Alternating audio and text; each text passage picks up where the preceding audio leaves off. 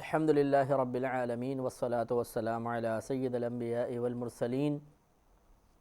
اما بعد فاعوذ باللہ من الشیطان الرجیم بسم اللہ الرحمن الرحیم۔ سورۃ الاحزاب چل رہی تھی اور اس کی تقریباً 44 آیات کی تفسیر مکمل ہوئی تھی۔ اس سے آگے اللہ تبارک و تعالیٰ اپنے حبیب کریم صلی اللہ علیہ وسلم کو خطاب کرتے ہوئے ارشاد فرماتا ہے، یا ایہا النبی، اے نبی، انا ارسلناک، بے شک ہم نے آپ کو بھیجا ہے، شاہداً و مبشراً و نذیراً، حاضر و ناظر، خوشخبری سنانے والا اور ڈر سنانے والا بنا کر۔ شاہد معنی گواہ ہوتا ہے، اور گواہی کے لیے آدمی کا اس مقام پر حاضر ہونا بھی ضروری ہے، اور جو معاملہ ہو رہا ہے جس پر اس کو گواہی دینی ہے اس کو دیکھنے والا ہونا بھی ضروری ہے۔ اس لیے اس کا ترجمہ شاہد کا حاضر و ناظر کرنا یہ بہتر ہوتا ہے۔ جیسے ہم جنازے کی دعا میں کہتے ہیں، اللہم اغفر لحینا و میتنا و شاہدنا و غائبنا، اے اللہ تو مغفرت فرما دے ہمارے زندوں کے لیے، ہمارے مردوں کے لیے، ہمارے حاضروں کی اور ہمارے غائب کی۔ تو شاہد سے مراد حاضر بھی ہوتا ہے، اور جو حاضر ہوتا ہے وہ ناظر بھی ہوتا ہے، تو حاضر و ناظر اس کا ترجمہ انتہائی نفیس ہے کہ بے شک ہم نے آپ کو بھیجا اس حال میں کہ آپ حاضر و ناظر ہیں، خوشخبری سنانے والے ہیں اور ڈر سنانے والے ہیں۔ تو شاہد نبی کریم صلی اللہ علیہ وسلم کو اس لیے کہا جاتا ہے کہ آپ پوری امت کے اعمال پر گواہ ہیں۔ وہ اس طریقے سے دو اس میں طریقے ہو سکتے ہیں۔ ایک تو یہ کہ خود نبی کریم صلی اللہ علیہ وسلم ارشاد فرماتے ہیں کہ ہر پیر اور جمعرات کو لوگوں کے اعمال میری بارگاہ میں پیش کیے جاتے ہیں، میں ان پر مطلع ہوتا ہوں۔ اور ایک روایت کے مطابق نبی کریم صلی اللہ علیہ وسلم نے ارشاد فرمایا کہ جو مردے ہوتے ہیں ان کے سامنے بھی نام اعمال پیش کیے جاتے ہیں، اگر ان میں اچھائی ہوتی ہے، ان رشتہ داروں کے نیک عمل ان پر منکشف کر دیے جاتے ہیں، اچھائی ہوتی ہے تو خوش ہوتے ہیں، برائی ہوتی ہے تو اس کی ہدایت کے لیے دعا کرتے ہیں۔ تو گویا کہ نبی کریم صلی اللہ علیہ وسلم کے سامنے پوری امت کے اعمال ہیں، اور آپ اللہ تبارک و تعالیٰ کی عطا سے، اس کے کرم سے، اس کے فضل سے، اس کی عنایت سے ان تمام اعمال کو ملاحظہ فرما رہے ہیں، اور انہی اعمال کے اوپر آپ بروز قیامت گواہی ارشاد فرمائیں گے۔ اس سے معلوم ہوا کہ پوری امت کے اعمال اور افعال آپ کے پیش نظر ہیں، اللہ تعالیٰ کی عطا سے آپ جانتے ہیں۔ یا تو ایک معنی یہ ہے کہ حاضر یہ کہ آپ کے سامنے پیش کر دیے جاتے ہیں تو آپ اس پہ گواہ ہیں، اور ایک گواہی ہوتی ہے کہ خود دیکھ کر کسی چیز کو کسی پر گواہ بننا، اور یہ اس کا معنی یہ ہوگا کہ نبی کریم صلی اللہ علیہ وسلم پوری امت کو ملاحظہ فرما رہے ہیں بعطا الہی۔ یہ بھی ہے کہ نبی کریم یہ صلی اللہ علیہ وسلم نے ارشاد فرمایا، صحیح حدیث ہے کہ آپ نے ارشاد فرمایا کہ اللہ تبارک و تعالیٰ نے میرے لیے زمین کو سمیٹ دیا تو میں نے اس کے مشارق اور مغارب کو دیکھا۔ تو نبی کریم صلی اللہ علیہ وسلم پوری کائنات کو بعطائے الہی ملاحظہ فرمانے پر قدرت رکھتے ہیں، جیسے کہ ملک الموت علیہ السلام کے بارے میں بھی یہی آتا ہے کہ اللہ تعالیٰ نے آپ کے لیے پوری دنیا کو، پوری کائنات کو مثل کف دست کے کر دیا ہے۔ کف کہتے ہیں ہتھیلی کو، دست مانے ہاتھ، جیسے ہاتھ کی ہتھیلی۔ تو آپ ملاحظہ فرماتے ہیں جہاں کسی کی روح قبض کرنی ہوتی ہے، پلک جھپکتے وہاں پہنچ کے اس کی روح کو قبض کر فرما لیتے ہیں۔ تو ساری دنیا آپ کے پیش نظر ہوتی ہے، اور بعطائے الہی آپ اس پر مطلع ہوتے رہتے ہیں کہ کس کی موت آ گئی ہے، کس کی روح کو میں نے قبض کرنا ہے۔ اور ایک ایک وقت میں ہزاروں لوگ مر رہے ہوتے ہیں، کوئی پاکستان میں، کوئی ایران میں، کوئی عراق میں، کوئی افغانستان میں، کوئی امریکہ میں، کوئی UK میں، کوئی کینیڈا میں، کوئی جرمنی میں، کوئی چائنا میں، کوئی انڈیا میں فوت ہو رہا ہے، اور حضرت ملک الموت علیہ السلام ان سب کی روح قبض کر رہے ہیں۔ یہ قرآن سے ثابت ہے کہ ملک الموت علیہ السلام ہی لوگوں کی روح قبض فرماتے ہیں، بلکہ بعض روایات کے مطابق ہر جانور حتیٰ کہ مچھر تک کی روح ملک الموت علیہ السلام ہی قبض فرماتے ہیں۔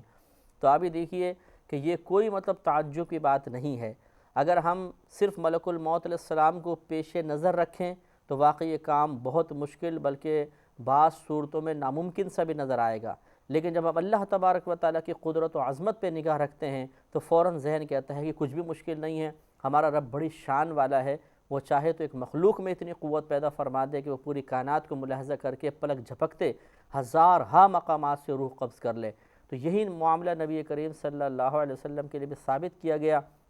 کہ چونکہ یہ صحیح حدیثوں سے ثابت ہے کہ اللہ تبارک و تعالیٰ نے پوری کائنات کو آپ کے پیش نظر فرمایا، آپ کے سامنے کر دیا، اور آپ نے مشارق و مغارب کے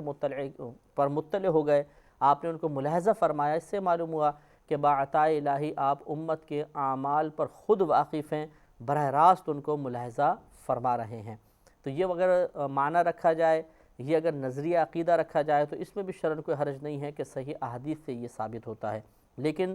بس وہی بات ہمیں ذہن میں رکھنی ہوگی کہ یہ نبی کریم صلی اللہ علیہ وسلم کا ذاتی کمال نہیں ہے، بلکہ اللہ تبارک و تعالیٰ کی طرف سے عطا کردہ کمال ہے۔ تمام کمالات کی نسبت اللہ کی جانب ہوتی ہے۔ اللہ تبارک و تعالیٰ یہ کمال و وسعت عطا فرمائے تو کسی کے پاس کمال و وسعت ہو سکتا ہے، اللہ تعالیٰ عطا نہ فرمائے تو کوئی کسی بھی کمال اور کسی بھی وسعت کا مالک نہیں ہو سکتا۔ دوسرا، آپ کو مبشر فرمایا، خوشخبری سنانے والا۔ نبی کریم صلی اللہ علیہ وسلم کئی لحاظ سے مبشر ہیں۔ ایک تو اخروی انعامات کو بیان کرنے کے اعتبار سے کہ آپ نے جنت کی خوشخبری سنائی، اللہ تبارک و تعالیٰ کی رضا کی بہت سے اعمال کے بدلے میں خوشخبری بیان فرمائی۔ اسی طرح نیک اعمال پہ جو ثواب مرتب ہوتا ہے اس کی بشارت آپ نے دی ہے، اور اسی طریقے سے بہت سارے امور ہیں کہ جس میں نبی کریم صلی اللہ علیہ وسلم کی طرف سے بتائی ہوئی باتوں کو ہم بشارت قرار دے سکتے ہیں۔ جیسے پچھلی قوموں پر سخت احکام نازل ہوتے تھے، لیکن یہ ہمارے نبی کریم صلی اللہ علیہ وسلم کی امت پر خصوصی اللہ کی کرم نوازی ہے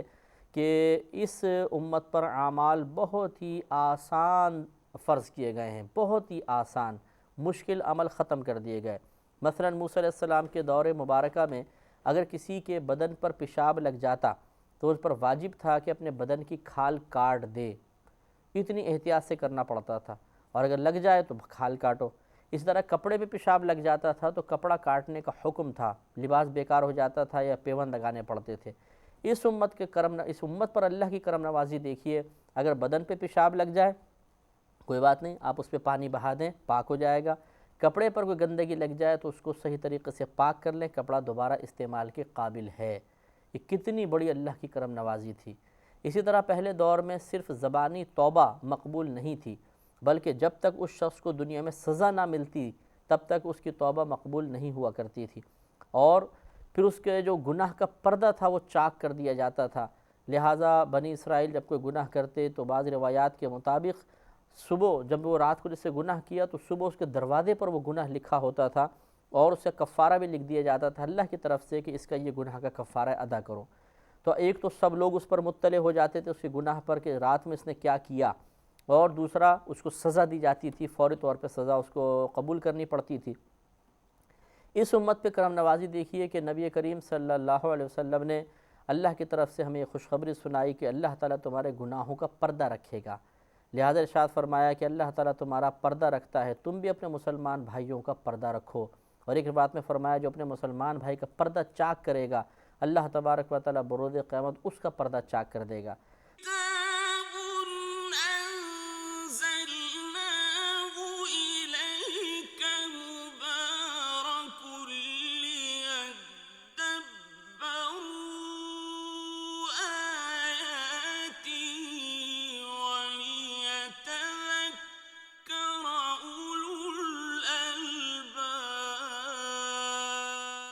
تو لہٰذا یہاں پر ہم پہ کرم نوازی یہ ہے کہ بڑے بڑے صغیرہ اور کبیرہ گناہ ہم سے سرزد ہو جاتے ہیں، لیکن اللہ تعالیٰ بعض اوقات پوری زندگی ان گناہوں کو کسی دوسرے کے سامنے ظاہر نہیں ہونے دیتا، یہ اس کی کرم نوازی ہے۔ اور ان تمام تر گناہوں کے بعد اگر ہم ایک دفعہ بھی خالصتاً دل سے نادم ہو کر اللہ کی بارگاہ میں توبہ کرنے میں کامیاب ہو جائیں تو اللہ تعالیٰ ہمیں گناہوں سے ایسا پاک و صاف کر دیتا ہے جیسے آج ہی ماں کے پیٹ سے پیدا ہوا۔ تو یہ تمام بشارتیں اور خوشخبریاں لے کر ہمارے نبی کریم صلی اللہ علیہ وسلم تشریف لائے، اس لیے اللہ نے آپ کے ایک لقب مبشر بھی رکھا۔ وَنَذِيرًا، اور ڈر سنانے والا۔ ہمارے نبی کریم صلی اللہ علیہ وسلم نے مختلف انداز سے اللہ تعالیٰ کی طرف سے ڈر کو بیان فرمایا، خوف دلایا، کبھی جہنم کے عذاب کا، کبھی دنیاوی سزاؤں کا، کبھی عذاب قبر کا، کبھی میدان محشر کی ذلت اور رسوائی کا۔ اور آپ یہ غور کیجئے کہ مبشر اور نذیر دونوں صفتیں ہمارے نبی کریم صلی اللہ علیہ وسلم کو عطا فرمائے گئیں۔ ایسا نہیں کہ آپ صرف مبشر ہی تھے، صرف خوشخبریاں سناتے، صرف اللہ تعالیٰ کی رحمت کے واقعات بیان فرماتے رہتے، ایسا بھی نہیں ہے۔ اور نہ صرف آپ کو نذیر فرمایا کہ صرف ڈر ہی سناتے رہیے اور اتنا ڈر سنائیے کہ معاذ اللہ لوگ اللہ تعالیٰ کی ذات سے قریب مایوس ہو جائیں، بالکل مایوسی کے قریب ہو جائیں، ایسا بھی نہیں، بلکہ اعتدال اور توازن کہ آپ مبشر بھی ہیں، آپ نذیر بھی ہیں، خوشخبری بھی بیان کیجئے تاکہ نفوس آخرت کی جانب ترغیب پائیں، اور ڈر بھی سنائیے تاکہ نفس میں خوف پیدا ہو اور یہ عبادات پر استقامت اختیار کرے، گناہوں کو چھوڑنے پر راضی ہو جائے۔ اور جب یہ دونوں کام ان دونوں چیزوں کی بنا پر لوگ نیک عمل کی طرف راغب ہوں گے، یا اس کے باوجود کہ آپ ڈر سنا رہے ہیں، بشارتیں سنا رہے ہیں، گناہوں کی طرف مائل ہوں گے، تو آپ شاہد بھی ہیں، آپ اس پہ گواہ رہیے گا، پھر بروز قیامت ان کی گرفت ہوگی۔ لہٰذا معلوم ہوا کہ صرف خوشخبری سنانا یہ بھی نبی کریم صلی اللہ علیہ وسلم کے مبعوث فرمائے جانے والے مقاصد کے خلاف ہے، اور صرف ڈر سنا کر لوگوں کو اتنا ڈرانا کہ بیچارے وہ اللہ کی رحمت سے مایوس ہو جائیں اور اپنے نیک اعمال کرنے کے باوجود یہ سمجھیں کہ میں تو شاید بخشا جا ہی نہیں سکتا، میں ضرور جہنم میں جاؤں گا، دونوں چیزیں غلط ہیں۔ تبلیغ دین کرنے والے کو ان دونوں چیزوں کو اعتدال میں رکھنا ضروری ہے، نہ تو خوشخبری کے واقعات سناتا رہے اور نہ صرف ڈراتا رہے، ڈر بھی سنائے، خوشخبری بھی سنائے۔ یوں بھی نہیں ہونا چاہیے بعض اوقات کہ صرف خوشخبری ہی سنائے، ہو سکتا ہے ایک آدمی آپ کی صرف خوشخبری سنے اور وہ ڈر سننے کے لیے پھر دوبارہ آپ کے پاس آئے ہی نہیں اور وہ چلا جائے، اور آپ کی اس خوشخبری والے بیان سے وہ ایسا ایک تاثر ذہن میں لے کر جائے کہ جیسے اب میری تو بس بخشش ہو ہی جائے گی، اللہ تعالیٰ نے گرفت و فرمانی نہیں ہے، کتنے زبردست رحمت کے واقعات تھے۔ تو اس لیے کہ اگر آپ اللہ تعالیٰ کی رحمت کے موضوع پر بیان کر بھی رہے ہیں تو آخر میں ضرور اس بات کا احساس دلائیے کہ اللہ تبارک و تعالیٰ کی رحمت کے یقین سے مراد گناہوں پر جرأت مند ہو جانا نہیں ہوتا ہے کہ ہم زبان سے کہنے لگ جائیں او جی اللہ کی رحمت بڑی وسیع ہے، تھوڑے بہت گناہ ہو گئے تو کیا ہوا، بلکہ اس کا صحیح مفہوم بیان کرنا بھی ضروری ہے تاکہ لوگوں کے دل میں خوف خدا بھی باقی رہے۔ اور اگر کوئی آپ کا بیان سن کے وہاں سے چلا جاتا ہے اور اس کے بعد دوبارہ آپ کے پاس نہیں آتا تو ایک توازن کے ساتھ ہی وہ رخصت ہو، عدم توازن کا شکار نہ ہو۔ اسی طریقے سے صرف عذاب کی وعیدیں سناتے رہنا اور ایک سخت قسم کا بیان کرنا، اتنا لوگوں کو ڈرا دینا کہ ان کے دل دہل جائیں اور پھر اس کے بعد ان کے دلوں کو سکون پہنچانے والی بات نہ کہنا، یہ بھی ایک طرح سے بڑا تشویشناک معاملہ ہو سکتا ہے کہ ایک آدمی آیا، فرسٹ ٹائم آپ کے سامنے بیٹھا اور اس نے چاہا کہ آپ سے ہدایت حاصل کریں، لیکن آپ نے اتنا اس کو ڈرایا کہ یا تو بالکل مایوسی ہو گیا یا اس نے کان پکڑ کے کہا کہ نہ بابا آئندہ ان کے سامنے نہیں بیٹھیں گے، تو بہت زیادہ ڈراتے ہیں۔ تو اس طریقے سے توازن قائم نہ رکھنے کی بنا پر بعض اوقات لوگ بدظن ہو کے بھاگ جاتے ہیں اور دوبارہ پھر اس دین کی تبلیغ کرنے والے کے سامنے آنا پسند نہیں کرتے ہیں۔ لہذا یہاں پر بھی توازن ہونا چاہیے، بلکہ ہماری گزارش تو یہ ہے کہ تھوڑا سا اسلوب جیسے آپ نے رحمت کا رکھا، پھر تھوڑا سا ڈر، پھر رحمت، پھر ڈر، پھر رحمت، پھر ڈر، اس کو بدلتے رہیے۔ اگر آپ نے ارادہ کیا کہ پورا رحمت کا بیان کرنے کے بعد آخر میں چلے ہم ڈرائیں گے، تو یہ ہو سکتا ہے کہ کوئی درمیان سے اٹھ کر چلا جائے اور وہی منفی تاثر اس کے ذہن میں قائم ہو۔ اسی طرح ڈرانے والا معاملے میں بھی ڈر بھی سنائیں، پھر تھوڑی سی ایک تسلی کی بات کہہ دیں، پھر ڈر سنائیں، پھر تسلی کی بات کہہ دیں کہ اگر کوئی درمیان سے اٹھ کر بھی جائے تو حتی الامکان اس کی طبیعت میں ایک توازن اور اعتدال قائم رہے، اس کا ذہن خراب نہ ہو، پریشان نہ ہو۔ یہ حکمتیں ہوتی ہیں۔ ہمارے نبی کریم صلی اللہ علیہ وسلم اسی طرح کی حکمتوں کے ساتھ تبلیغ دین فرماتے تھے، اور خود قرآن پاک کا اسلوب آپ دیکھ لیجئے کہ اللہ تعالیٰ جا بجا جب مومنین کا تذکرہ فرماتا ہے، کفار کا ہے تو مومنین کا، دوزخ کا ذکر ہے تو جنت کا بھی، جنت کا ہے تو پھر دوزخ کا، نیکی کا ذکر ہے تو بدی کا، پھر بدی کا ذکر فرما کر نیکی کا، اس طرح فوراً اللہ تبارک و تعالیٰ پورے قرآن میں مختلف مقامات پر اعتدال ہمیں سکھاتا ہے، اس کی تعلیم دیتا ہے۔ لہذا ان چیزوں کو اختیار کرنا بہت ہی ضروری ہے۔ یہ بھی معلوم ہوا کہ اگر کوئی ڈر سناتا ہے تو اس کو برا کہنا کہ یہ تو ڈراتے رہتے ہیں، حالانکہ جو ڈر سنانا ہے یہ کوئی بری چیز نہیں ہوتی ہے۔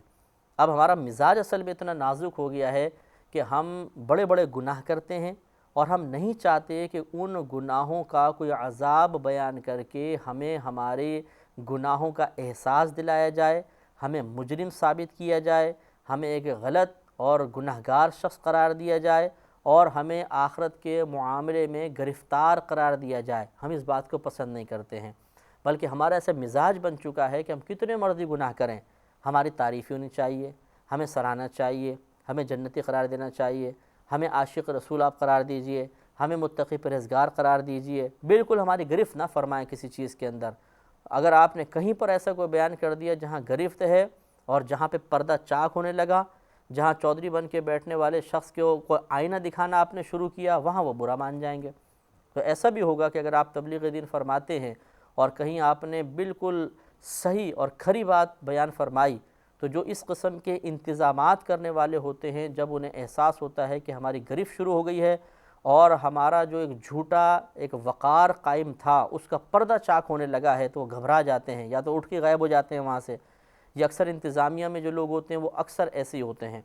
ہر جگہ میں عرض نہیں کر رہا ہوں، لیکن بہت سے ایسے ہوتے ہیں کہ بس وہ تھوڑا بہت انتظام کرنے کے بعد لوگوں کی طرف سے تعریفی جملے سمیٹنے کے ایسے عادی ہو چکے ہوتے ہیں کہ جب آپ انہیں کوئی صحیح ان کا رنگ دکھانا چاہتے ہیں، ایک شریعت کی درست بات بتانا چاہتے ہیں، تو انہیں اپنی عزت پر ضرب لگتی محسوس ہوتی ہے، اور یہ جھوٹی جو عزت ان کو حاصل ہے اس کا زوال محسوس ہوتا ہے، تو یا تو بھاگ جاتے ہیں وہاں سے، اور اس کا پھر منفی ایک نتیجہ نکلتا ہے کہ دوبارہ آپ کو وہاں کبھی نہیں بلایا جائے گا۔ وہ ایسے شخص کو بلائیں گے جو آ کے تھپکیاں دے، لوری سنائے، ان کے مزاج کے مطابق بیان کرے، چاہے لوگوں کو ضرورت ہو یا نہ ہو۔ جی فلاں موضوع پر بیان کیجئے، جی فلاں چیز کو بیان کیجئے، وہ ایسی ہی ڈیمانڈ کریں گے جس میں ان کے لیے گرفت کا کوئی پہلو نہ نکلتا ہو۔ یہ ایک غلط رویہ ہے۔ ایسے لوگوں کو چاہیے، ایسے حضرات کو چاہیے، خواتین کو چاہیے کہ ڈر سنانے والے کا برا محسوس نہ کریں۔ ڈر سنانا نبی کریم صلی اللہ علیہ وسلم کی سنت کریمہ ہے، ڈر سنانا اللہ تبارک و تعالیٰ کی عادت کریمہ ہے۔ آپ قرآن اٹھا کے پڑھیے، کیا قرآن میں پچھلی قوموں کے اوپر جو عذابات نازل ہوئے وہ نہیں بیان کیے گئے؟ کیا جہنم کے تذکرے نہیں بیان کیے گئے؟ کیا میدان محشر کی ذلت اور رسوائی کو بیان نہیں کیا گیا؟ کیا کفار کے برے انجام کا تذکرہ نہیں کیا گیا؟ یقیناً کیا گیا ہے۔ تو اس سے معلوم ہوا کہ ڈر سنانا، غلطی کی نشاندہی کرنا، یہ کوئی بری چیز نہیں ہے۔ اللہ تعالیٰ نے جا بجا کفار کی غلطیوں کو ظاہر کیا، ان کے عقیدے اور خیالات کی خرابی کو پارا پارا کر دیا، اس کی خرابیوں کو بیان کیا، ان کے پردے چاک کر دیے اللہ تبارک و تعالیٰ نے۔ تو یہ بری چیز کہاں سے ہوئی؟ یہ ایک اچھی چیز ہوتی ہے۔ ضرورت اس بات کی ہے کہ ہم حق کو قبول کرنے کی باطنی قوت کو حاصل کریں اور اپنی غلطی کا اقرار اور اعتراف کریں۔ اگر کوئی واقعی ہماری غلطی کی نشاندہی کر رہا ہے، احسن انداز سے کر رہا ہے، تو اس کو ضرور قبول کرنا چاہیے۔ اگر غلط انداز سے بھی کر رہا ہے بالفرض، تو وہ غلطی اس کی ہے، ہمیں ضرور اس کو قبول کرنے کی سعادت حاصل کرنی چاہیے۔ وآخر دعوانا ان الحمد للہ رب العالمین۔